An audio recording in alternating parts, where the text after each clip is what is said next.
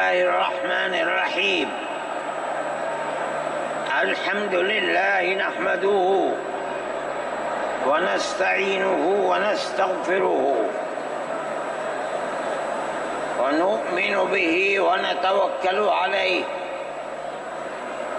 ونعوذ بالله من شرور أنفسنا ومن سيئات أعمالنا. من يهده الله فلا مضل له ومن يضلله فلا هادي له. ونشهد أن لا إله إلا الله وحده لا شريك له. ونشهد أن سيدنا ومولانا محمدا عبده ورسوله. أما بعد، مسلم پرسنل لا بورڈ کے صدر محترم نائیڈو صاحب کے نائب صدر اور ہمارے مہدی صاحب، دوسرے حضرات جو یہاں بیٹھے ہوئے ہیں، اور یہ جمع غفیر لاکھوں آدمی جو آئے ہیں جمعیت علماء کی دعوت پر، میں جمعیت علماء کے ان ورکرز اور آئے ہوئے مہمانوں کا دل کی گہرائیوں سے شکریہ ادا کرتا ہوں. جن لوگوں نے جمعیت علماء ہند کی دعوت پر اپنے احباب کو جمع کیا اور اپنے خرچ سے جمعیت علماء کا ایک پیسہ کیا پھوٹی کوڑی بھی نہیں لگی، آپ ہی لوگ کروڑوں روپیہ خرچ کر کے اپنی بسوں کا خود ہی انتظام کر کے یہاں تشریف لائے دعوت پر، اور آ کر بیٹھے. جمعیت علماء ہند کے خدام کے دل میں اس کی بڑی قدر ہے. اللہ آپ حضرات کو اس کا بہتر بدلہ عطا فرمائے. میرے محترم بزرگوں، آج ہی کا مسئلہ یہ نہیں ہے.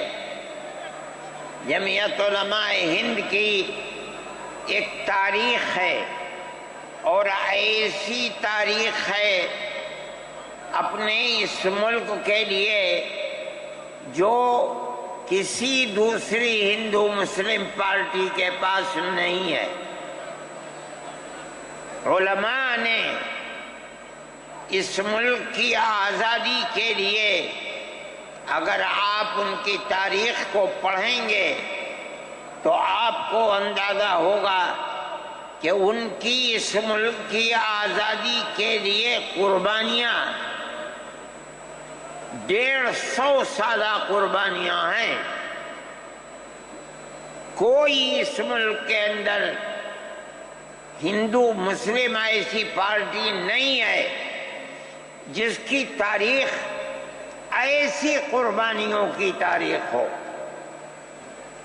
حضرت شاہ عبدالعزیز صاحب محدث دہلوی نے 1803 میں آواز بلند کی تھی کہ ہمارا ملک غلام ہو گیا، اس غلام ملک کو آزاد کرانا اس ملک میں بسنے والے ہر مسلمان اور ہر شخص کا فرض ہے. کوئی مائی کا لال نہیں تھا جو انگریز کی طاقت کے سامنے آزادی ملک کا نعرہ بلند کر سکتا.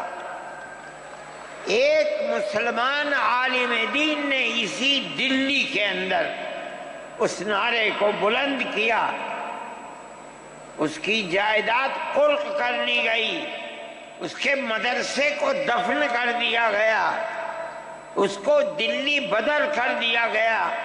لیکن یہ مسلمان ایسے نہیں تھے جو کسی ملک کے پیسے یا اس کی سطوت اور اس کی طاقت کے سامنے سر جھکا دیتے۔ جو انہوں نے اپنا موقف اختیار کیا تھا پتھر کی چٹان کی طرح، اسی طرح اس موقف کے اوپر کھڑے رہے۔ سب سے پہلا جہاد سن 1932 کے اندر ہوا، ہندوستانی لوگ تو جانتے بھی نہیں، اور اس کے اندر لوگ مر گئے، ختم ہو گئے۔ شاہ عبدالعزیز صاحب کے رشتے کے، ان کے قریب، ان کے اولاد میں شاہ اسماعیل شہید اور رائے بریلی کے شاہ احمد شہید، دونوں کے دونوں ختم ہو گئے، شہید ہو گئے بالا کوٹ کے میدان میں۔ لیکن پیچھے نہیں ہٹے۔ وہ لوگ جو بچ کر آئے تھے سن 1857 میں پھر جہاد کر لیا، اور اس کے اندر صرف اسی دلی کے اندر 33,000 مسلمان شہید کیے گئے، اور لال قلعے سے لے کر جامع مسجد تک درختوں کے اوپر ان کی لاشوں کو لٹکا دیا گیا۔ یہ مسلمان کی تاریخ ہے، علماء کی تاریخ ہے۔ بتائیں کون ہے جس کی زندگی کے اندر یہ تاریخ مل سکتی ہے؟ میں کہتا ہوں، لاکھوں آدمی کے سامنے کہتا ہوں، کوئی مائی کا لال ہے جس نے اس ملک کی اس طرح خدمت کی ہو جس طرح مسلمان علماء نے خدمت کی ہے؟ میرے بھائی، جمعیت علماء انہی مجاہدین کی بنائی ہوئی جماعت ہے۔ ہم تو ان کے جوتے سیدھے کرنے والے ہیں۔ ہمارا کیا کام ہے؟ ایک ہی کام ہے کہ انہوں نے جو جمعیت کی بنیاد کے اندر ہندو مسلم اتحاد اور ملک کے ہر بسنے والے کو ایک پیغام دیا تھا پیار و محبت کا، ہم اسی پیغام کو لیے بیٹھے ہوئے ہیں۔ ہمارا کام صرف اتنا ہے۔ دنیا توڑنا چاہتی ہے، حکومتیں برباد کرنا چاہتی ہیں، فرقہ پرست ذہنیت آگ لگانا چاہتی ہے، یہ نعرہ دینا چاہتی ہے کہ ہندو الگ، سکھ الگ، مسلمان الگ۔ ہم کہتے ہیں نہیں، ہندو مسلم سکھ عیسائی بھائی بھائی۔ یہ ہمارا پیغام نہیں ہے، ان بزرگوں کا پیغام ہے جنہوں نے پھانسیوں کے تختوں کو چوما، اپنے اس ملک کے لیے چوما ہے، اس کی آزادی کے لیے چوما ہے۔ اس ملک کے اندر یگانگت اتحاد جس کو آج آگ لگایا جا رہا ہے، ہمارے بزرگوں نے اسی اتحاد کے لیے اپنی قیمتی جانوں کو قربان کیا ہے، اور ان کا مقصد یہ تھا کہ ملک آزاد ہو جائے۔ حکومت ایسی بننی چاہیے جو حکومت سیکولر حکومت ہو، کسی کا حق نہ جائے۔ کانگریس اس لیے نہیں بنی تھی، یہ 1803 کی آواز ہے کہ ملک غلام ہو گیا، جہاد کرنا فرض ہے۔ کانگریس کا تو وجود بھی نہیں تھا۔ کانگریس تو 28 دسمبر 1985 کو بنی ہے، اور اس کا پہلا اجلاس بمبئی کے اندر ہوا ہے۔ آپ لوگ سمجھیں اس کو، کانگریس ملک کو آزاد کرانے کے لیے نہیں بنی تھی۔ کانگریس کی تجویز موجود ہے، وہ کہتے ہیں کہ ہندو مسلم ملک کے بسنے والوں کی اس جنگ و جدال سے دو جہاد، سن 32 کا 1857 کا اس جہاد کے نتیجے میں جو برطانیہ کی حکومت اور ہندوستان کی حکومت میں دوری پیدا ہو گئی ہے، کانگریس کا مقصد تھا کہ اس دوری کو ختم کر دیا جائے، ملک کو اپنے گردن سے زنجیر غلامی کی نکال کر توڑ دیا جائے۔ کانگریس کا مقصد نہیں تھا۔ میں آپ سے کہتا ہوں یہ بات ہے اور کانگریس کی تجویز میں موجود ہے، کوئی اس کی تردید نہیں کر سکتا۔ کسی نے حضرت گنگوہی رحمت اللہ علیہ سے پوچھا کہ ایک جماعت بنی ہے جو ہندوؤں نے بنائی ہے انگریز کے ساتھ مل کر، کیا مسلمان اس جماعت میں شریک ہو سکتا ہے؟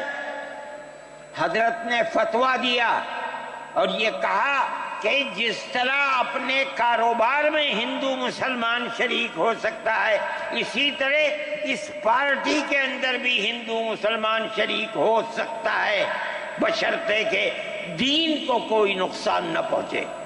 اس فتوے کا نام ہے نصرت الابرار، جو پرانی مکتبیں ہیں، لائبریریاں ہیں، یہ آج بھی وہاں موجود ہے۔ یہ صرف فتویٰ نہیں ہے، یہ اس لیے ہے کہ یہ اشارہ ہے کہ مسلمانوں کو کانگریس کے ساتھ شریک ہونا چاہیے اور کانگریس کے اس نظریے کو بدلنا چاہیے۔ کانگریس کے اندر مستقل غلامی کی زنجیر کو توڑنے کے لیے اور انگریز کے ساتھ جہاد کرنے کے لیے تیار کرنا چاہیے۔ مسلمان جوق در جوق اس کے اندر شریک ہوئے، کانگریس کے اس نظریے کو بدل دیا اور کانگریس کو ملک کی آزادی کے لیے کھڑا کر دیا۔ یہ مسلمان کا، علماء کا، جمعیت علماء کا کردار ہے۔ کوئی مانے نہ مانے، تاریخ میں لکھی ہوئی چیزیں ہیں، ہم سے پوچھے ہم وہ تاریخ کی لکھی ہوئی چیزیں نہیں ہیں۔ ہماری تاریخ کو مٹا دیا گیا۔ وہ طبقہ جو آج ملک کے اندر اسلام اور مسلمانوں کو دفن کرنا چاہتا ہے، وہ ہماری تاریخ کو دفن کرنے کے اندر کامیاب ہو گیا، مگر ہم کہتے ہیں یہ ہماری تاریخ ہے۔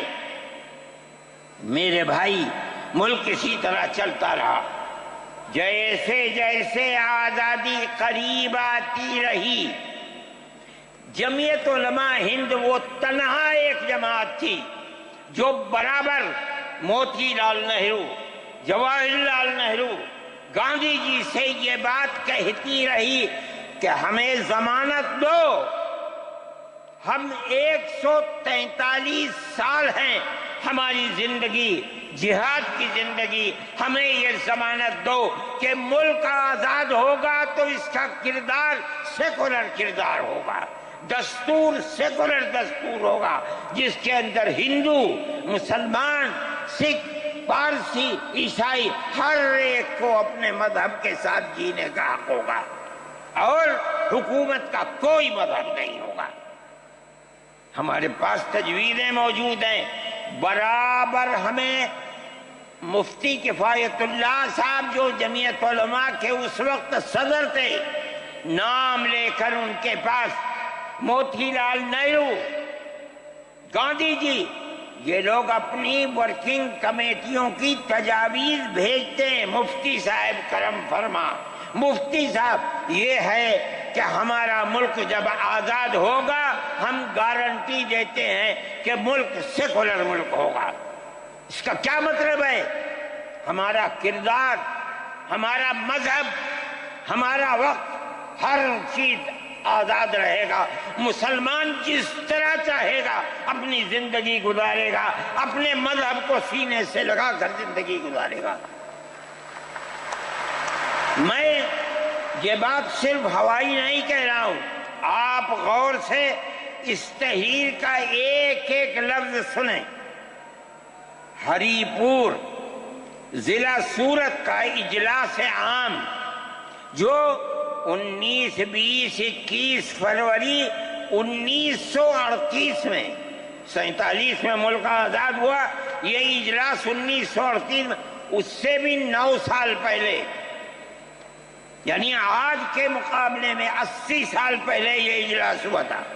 اس کے اندر تجویز دیکھی آپ، ورکنگ کمیٹی نے 1937 میں اپنی کلکتے کی میٹنگ میں اقلیتوں کے حقوق پر جو تجویز پاس کی تھی اسے یہ کانگریس منظور کرتی ہے، اس وقت کی بات ہے، اور نئے سرے سے اعلان کرتی ہے کہ ہندوستان کی اقلیتوں کے تمدنی، مذہبی اور لسانی حقوق کی حفاظت کرنا کانگریس کا پہلا فرض اور بنیادی پالیسی ہے، تاکہ حکومت کی کسی بھی ایسی اسکیم میں جس میں کانگریس شریک ہو، اقلیتوں کو ترقی اور نشو و نما کا زیادہ سے زیادہ موقع مل سکے۔ آپ الفاظ پر غور کیجئے، اور وہ قوم کی سیاسی، اقتصادی اور کلچرل زندگی میں پورا حصہ لے سکے۔ اس کے بعد اس بنیاد پر مسلمانوں کو مطمئن رہنا چاہیے کہ آزاد ہندوستان کی حکومت میں ان کا مذہبی فرائض، اذان، نماز، جمعہ، عید، روزہ، حج، زکوٰۃ، مذہبی تبلیغ، مساجد، مقابر، قربانی، مذہبی جلوس، مذہبی جلسے وغیرہ جملہ مذہبی رسوم اور مذہبی ادارے محفوظ ہوں گے، اور اسی طرح ان کی تہذیب و تمدن، ان کے تعلیمی ادارے، خانقاہیں، امام باڑے، عیدگاہیں، تکیے، کربلائیں، آثار قدیمہ، اوقاف وغیرہ سب محفوظ ہوں گے، اور اسی طرح ان کی زبان، ان کی شاعری، رسم الخط وغیرہ سب کے سب آزاد اور محفوظ ہوں گے، کسی پر کوئی رکاوٹ اور قید نہ ہوگی۔ جو میں آپ سے کہہ رہا ہوں، آپ دیکھیے، یو پی کانگریس کا شائع کردہ election board, National Herald press, Lucknow, 1946 کے اندر، شاید 10 فروری میں نے نقل کیا ہے، وہ مٹا ہوا تھا، اس کے اندر یہ بلیٹن شائع ہوا ہے۔ میں کہتا ہوں کہ ہندوستان کی جمعیت علماء کے بار بار کھچوکے لگانے پر وعدہ کرو کہ ملک سیکولر ملک ہے، وہ وعدہ کرتے چلتے ہیں۔ میں آج آپ سے پوچھتا ہوں کہ اس میں سب سے پہلی چیز ہے کہ مسلمانوں کا مذہب اور مذہبی فرائض محفوظ رہیں گے۔ آج میں پوچھتا ہوں، ملک کی آزادی کو 70-80 سال ہو رہے ہیں، بتائیے کیا محفوظ ہے مسلمانوں کا؟ آپ مذہب محفوظ ہے مسلمانوں کا؟ کیا آپ نے مسلمان مذہب کا مسئلہ قرآن و حدیث سے ثابت ہے؟ آپ جو کچھ کر سکتے تھے آپ نے نکاح اور طلاق کے اندر کر دیا، مذہب کا محفوظ ہے؟ آپ کی حکومت اتراکھنڈ میں ہے، آپ یکساں سول کوڈ، یعنی کوئی تعلق مسلمان کا مذہب سے نہیں ہوگا، گورنمنٹ جو قائم کرے گی اس کے اوپر مسلمان کو چلنا ہوگا۔ کہاں کا سیکولرزم ہے؟ کیا مسلمان اس پر اطمینان کر سکتا ہے؟ آپ کی زندگی اور آپ کی حکومت کا بنیادی ناپاک پتھر یہ ہے کہ مسلمان کو اپنے مذہب سے آپ دور کر دیں۔ کیا آپ اسے قبول کریں گے؟ یہ آج کی حکومت کا یہ مسئلہ ہے۔ مذہبی فرائض کہاں کے آپ زندہ رہ گئے؟ آج آپ نے مسئلہ بنایا ہے کہ اتراکھنڈ کی ریاست اور شہروں کے اندر مسلمان جو 50 سال سے آباد ہے، آباد بھی نہیں رہ سکے گا۔ یہ آپ کا کردار ہے، یہ تصویر ہے اور ناپاک تصویر ہے، ہم کہتے ہیں۔ جس تصویر کو آپ پیش کر رہے ہیں یہ تصویر سیکولر دستور کی تصویر نہیں ہے۔ ہمارا آج کا یہ کنونشن سیکولر دستور کی حفاظت کے لیے ہے۔ کہاں ہے جی؟ کیا کر رہے ہو؟ اس ملک کو، ملک میں رہنے والوں کے لیے جہنم بنا رہے ہو۔ جمعیت علماء اس کو قبول نہیں کرتی۔ ہم تو کہہ رہے ہیں اس بات کو، کسی کی زبان اٹھتی ہو یا نہ اٹھتی ہو، لیکن ہم کہتے ہیں کہ جو ہو رہا ہے وہ ملک کو آگ لگانے کے لیے، دستور کو آگ لگانے کے لیے ہو رہا ہے۔ جمعیت علماء اسے قبول نہیں کرے گی۔ اگر جمعیت علماء نے اس بدترین حکومت جو یہ کہتی تھی کہ ہماری حکومت میں سورج نہیں ڈوبتا، جمعیت علماء نے کبھی اس کے سامنے سر نہیں جھکایا ہے، اس کے بعد ہم کس کے سامنے سر جھکائیں گے؟ ہمارا سر صرف ایک اللہ کے سامنے جھکتا ہے اور کسی کے سامنے نہیں جھکتا۔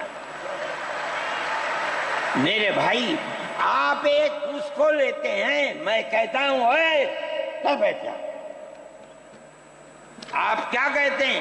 اس کے اندر جہاں ہے وہاں اسی طریقے سے اوقاف وغیرہ سب محفوظ ہوں گے۔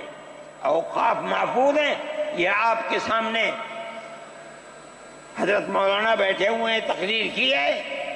اوقاف کو ہڑپنا چاہتے ہیں۔ ہماری مسجدیں اسی دلی کے اندر 400 500 سال کی مسجدیں ہیں، جس میں جمعیت علماء کا دفتر بنا ہوا ہے، عبد النبی اکبر کے زمانے کی مسجد ہے۔ اور کتنی مسجدیں ہیں جن کے پاس اوقاف، اللہ اکبر، لاکھوں کروڑ کے اوقاف ہیں۔ جونپور میں جا کر کے دیکھو کیسی مسجدیں ہیں، دلی کے قرب و جوار میں دیکھو کتنی بڑی بڑی مسجدیں ہیں۔ ہندوستان کا وہ طبقہ جو ان مساجد کے اوقاف کو ہڑپ کرنا چاہتا ہے، کہتا ہے اگر کسی وقف زمین یا مسجد یا کسی بھی چیز کے کاغذات وقف کے نہیں آئیں اس کو وقف نہیں مانا جائے گا۔ کون 500 سال پرانے کاغذات لا کر کے پیش کر دے گا؟ قانون یہ تھا کہ جو مسجد بنی ہے، جو وقف پر بنتی ہے، وہ وقف ہے۔ آپ کو کیا درد ہے کہ آپ اس وقف کو ختم کرتے ہیں؟ اس کا مطلب ہے مسلمانوں کی زمین کو ہڑپ کرنا چاہتے ہو، حرام کھانا چاہتے ہو، اس لیے ان اوقاف کو ہڑپ کرنا چاہتے ہو۔ ہم اس کو قبول نہیں کرتے۔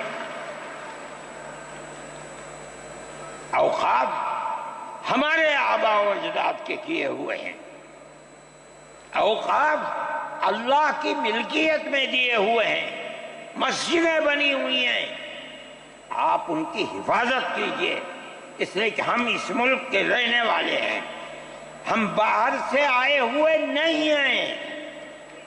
اگر ہندو گوجر ہے مسلمان بھی گوجر ہے، اگر ہندو جاٹ ہے مسلمان بھی جاٹ ہے، اگر ہندو راجپوت ہے مسلمان بھی راجپوت ہے۔ جاؤ دیکھو کشمیر کے اندر، اگر ہندو برہمن ہے مسلمان بھی برہمن ہے۔ ہم اسی ملک کے رہنے والے ہیں۔ کسی کو اچھا لگا یہ مذہب وہ اس مذہب میں چلا گیا، کسی کو یہ مذہب اچھا لگا وہ اس مذہب میں چلا گیا۔ کیا مذہب کی بنیاد پر اس ملک کے اندر آپ ہمیں جینے کا حق نہیں دیں گے؟ ہم اپنے جینے کا حق کو لیں گے۔ آپ نے جس سیاست کو اختیار کیا، آپ 2 الیکشن پہلے دیکھیے کس قوت کے ساتھ بی جے پی آئی تھی۔ آپ نے جس پالیسی کو اختیار کیا، سیکولرزم کو آگ لگانی چاہیے، اس کا نتیجہ اس الیکشن میں کیا ہوا؟ بی جے پی ہار گئی۔ میں کہتا ہوں کہ اگر چندرا بابو نائیڈو کی بیساکھی نہ ہوتی اور ادھر نتیش کمار کی بیساکھی نہ ہوتی تو بی جے پی گورنمنٹ نہیں بنا سکتی تھی۔ کیوں ہوا؟ وہ جو 14 سال